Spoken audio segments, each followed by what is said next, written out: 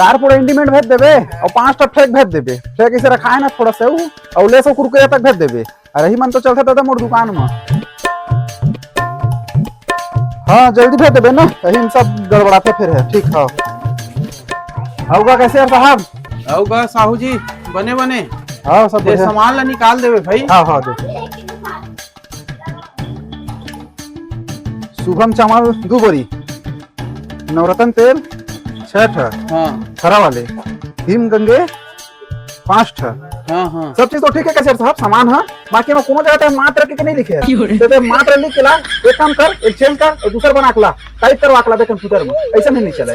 तो एमा का मात्रा लिखा होगा? लिखेला पर ही साहब वो दिन जब परसों गए है ना तो बैंक में तो मात्र नहीं लिखे कि मोर फार्म में चीर के फेंक दे। तो कहीं लिख के ला दे तो मिले सामान नहीं मिले वो चक्कर मोदी ने मोर पैसा नहीं मिले साले ला है तगादे मारा थे दुकान वाले मन है। दूसरा लिख के आओ कंप्यूटर में लिख के ला दे तो मिली। हाँ हाँ ठीक है, तोरे भरने में एक दुकान नहीं है और दूसरा दुकान में ले ले। हाँ अरे जा मोर दस्खत बिगर कौन देवा थे ना तेल महू देखा था हैं व्यापारी सब के अध्यक्ष हैं समझे बात करता ये हां साले बैंक चिन्हत नहीं है यहां आउ साहू जी कहत थे देखो मैं मोर दस्खत बिगर कौन देवा थोड़ा सामान लतीन।